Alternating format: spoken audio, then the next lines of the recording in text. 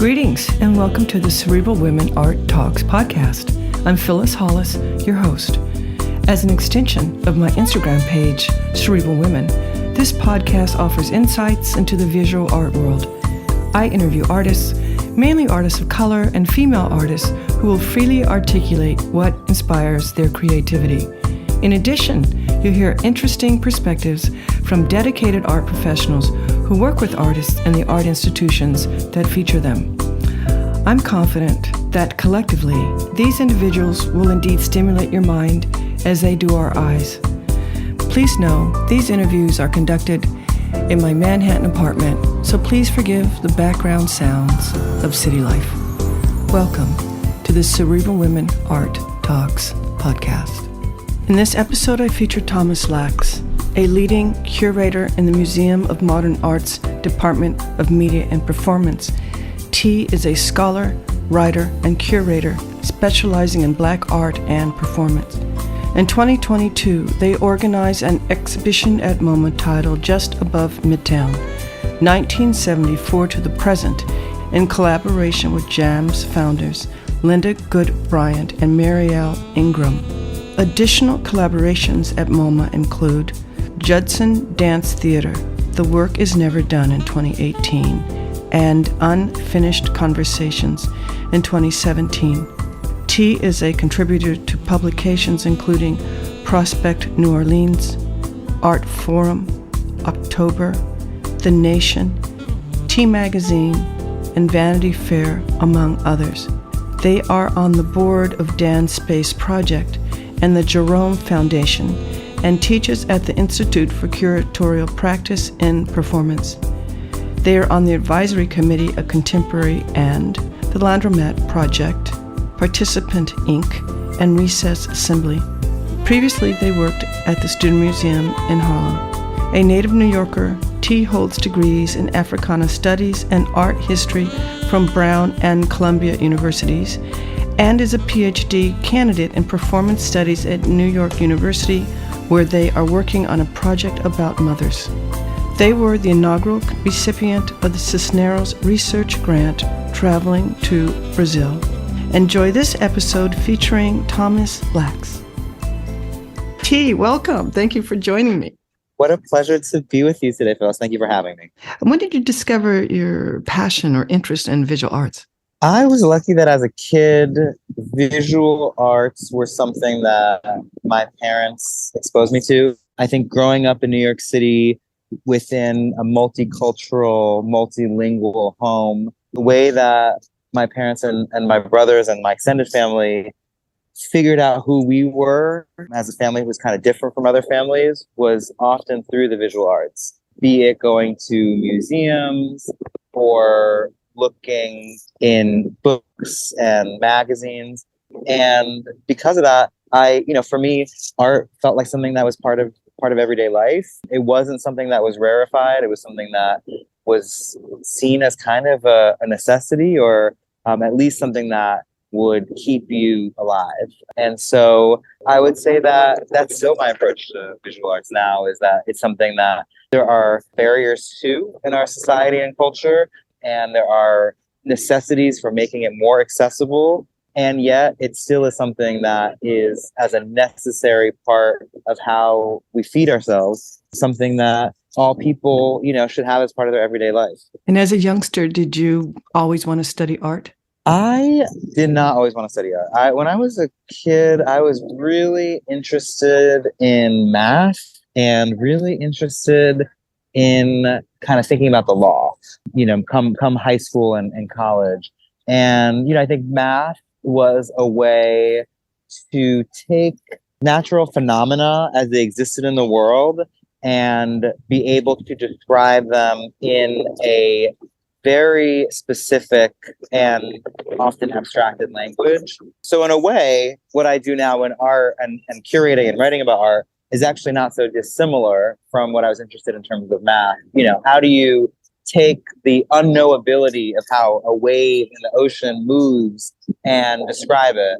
That's, I think, on the one hand what math does, but also what good art does, perhaps with more open-endedness in the space of art. And in terms of the law, I think likewise, art is a space in which there are a set of historical precedents that one must learn in order to figure out how to break them anew. So when I realized that, being a lawyer was less interested in the breaking part, I kind of veered away towards a space that had a little bit more openness to that kind of insurgent energy. So how did you decide to be a curator?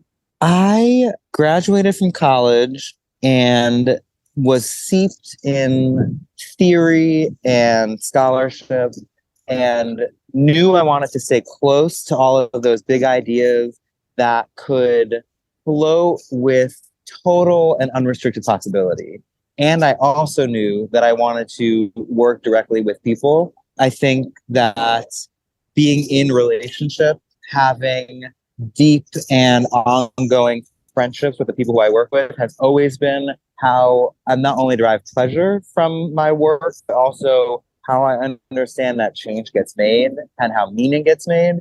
And so to me, I wanted to find a place where I could bring those two things, this total and utter throwing of oneself into the realm of the impossible that, to me, theorizing in whatever form that took might occur. And on the other, being in the very material ground of trying to figure stuff out with other people. And curatorial work, it seemed to me, was at that sweet spot where you could invent a world anew every 4 or 5 months when you make an exhibition happen. But ultimately, that world had to figure out a way to move within the conditions as they existed, and with others, try to reinvent them so that that invented world could find a real home. And what type of relationships do you like to have with artists? I go all in, which is to say, I believe in long-term relationships. Even if you're, polyamorous and you are in deep and ongoing relationships with multiple artists, those relationships that I've entered into in collaboration with artists are ones that have pretty much lasted me the rest of the time that I was fortunate to have on this earth. And what that means to me is that those relationships are not transactional. They supersede the exhibition that you're working on or the institution that you find yourself in. And ultimately, you are signing up as a curator. I am signing up to believe in the vision of that artist. And belief means questioning. Part of belief is doubt. And that doubt and that space of mutual interrogation comes first and foremost out of love. That there is a fundamental belief in the world that artists are not just visioning, but actually making good on through the things that they create. And that it's my responsibility to help them to figure out how to bring other people into that. And so the various occasions to make that happen are wonderful because they give you a reason to meet up with people and try to figure stuff out in the real world. But those are just occasions that are ultimately held by the ongoingness of a personal and intimate relationship. What would you say are some of the greatest challenges that artists are facing right now? That is a great question. I think for Black artists in particular, there's no doubt that in the United States, in this moment, there is a want, even we'll call it a need, on behalf of those folks who work in museums to have the work of artists of African descent in their collections, in their galleries, on their stages for public programs, etc.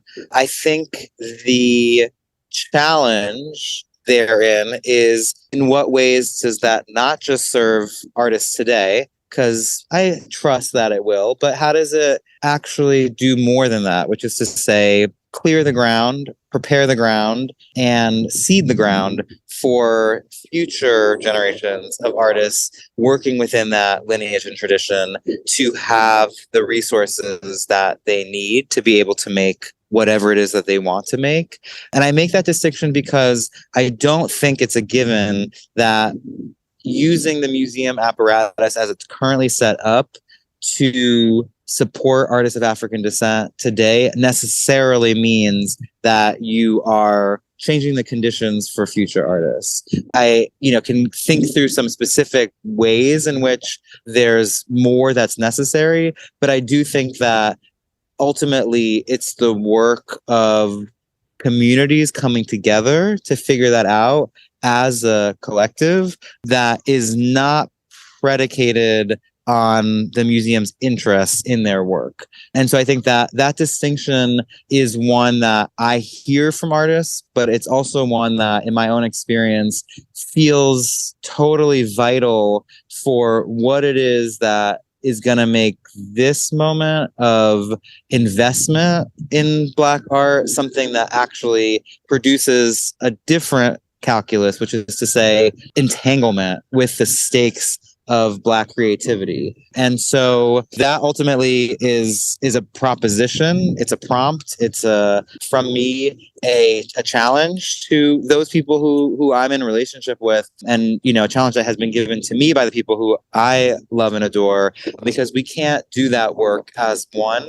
We can't do that work as one individual, as one curator, as one institution. We do that work with other people. And that's a lesson that I learned from Linda Goode Bryant and the community of artists around Just Above Midtown, the gallery from the 1970s and 80s. On that note, let's talk about JAM. You worked on that a long time. I'm sure there were several challenges and a lot of joys. Share with us that experience. I love that way of asking the question, Phyllis, because experience is definitely what Just Above Midtown, the gallery that was started by Linda Goode Bryant in 1974 here in New York City and lasted till 1986 and well beyond in the minds and hearts of the people who showed there and worked there was the experience of being with art and making art with other people. And that ultimately what the space of experiencing art was not separate from the creation of that work itself. And Linda and the artists and the colleagues who worked at JAM practiced that in wild ways. That meant that there were moments where for long periods of time there weren't exhibitions at this gallery, and instead it was a space for rehearsal. It was a gallery where oftentimes nobody knew what art was going to be shown, let alone made, until hours before an exhibition or performance would open.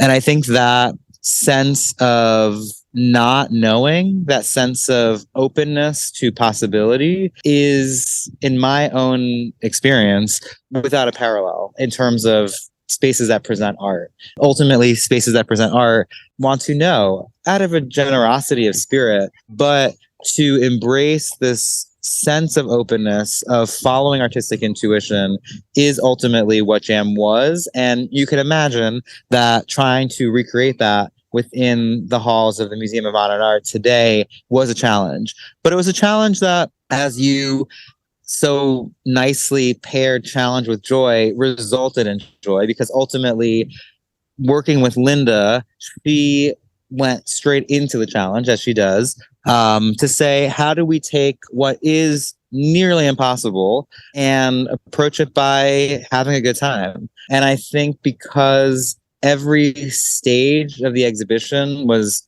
pursued in that way, how do we bring joy into this experience? People who worked with us became our collaborators. So every single member of that team, people who are not necessarily always asked to bring their creative self to their job, were asked to co-make this exhibition as a work of art with us. And so because of that, what was our greatest challenge became a way for us to create another set of experiences that I think when visitors came into the show, they could feel. At least that's what folks who I talked to responded to, that they felt like they were in the process of something getting constructed, which is ultimately what we hope to extend forth from the JAM days into the present. As you observed those viewing the exhibition, did you feel that the purpose and impact that you wanted to have was effective? Did you see it on people's faces that they appreciated and were in awe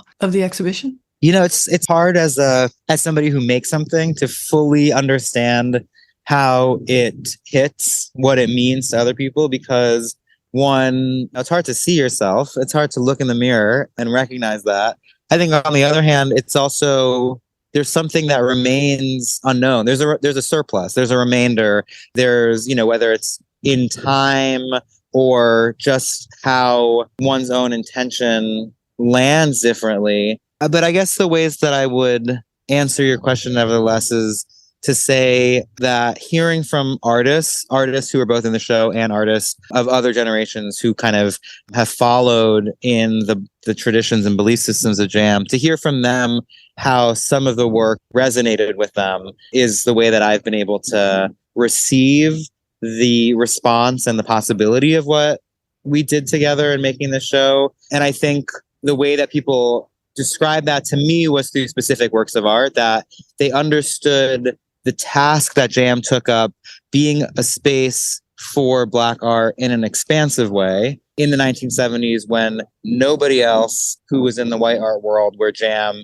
set up shop on 57th Street wanted to see that mission come to fruition. The way that artists who came to see the show could understand that value system and that mission taking place within specific works of art, and that artists themselves were able to articulate those stakes and change those stakes through the world that their artworks built and then that Jam supported, to me felt like it was what I had hoped to do, which is to say, follow artists and do the most basic thing that I do as a curator, which is try to show works well, so that you kind of, as a curator colleague, Unji says, our job is just to sweep out the Zen garden effectively so that somebody else can come in and have the experience that is this kind of spiritual connection, as if nobody was there to set it up, but that they have this kind of unmediated access to that source. And so I think what I mean by that is that the artists in the show provided an alternative to the forms of extraction as it existed then and it exists now. And I think people were able to see that worldview and take it with them in whatever ways remain to be determined, but were able to pick that up and bring that with them from the exhibition. Do you feel Black art can be defined? It's fun to try to define it because it's undefinable. I like to say Black art is da-da-da, so that you can say, wait a second, and da-da-da. And so ultimately, I would say the answer is no, but the best way to get to know is to die trying. So, for example, Black art is how we use the resources we have available to us to create what we need, as Goode Bryant has said. Black art is an ongoing search for beauty in the face of the terribleness of everyday life. Black art is what we do when we are together. Black art is none of the above. Black art remains to be determined by futurity and our insistence that we find ourselves in that future. Black art is a historical category from the 1970s and 60s that no longer serves us. Black art is Phyllis. You fill in the blank. It's beautiful. Amen. What do you feel is the role of the collector? That's a great question, because I think in this moment, to go back to your question around the challenges for artists and Black artists in particular today, I do think that the collector plays a really pivotal role here.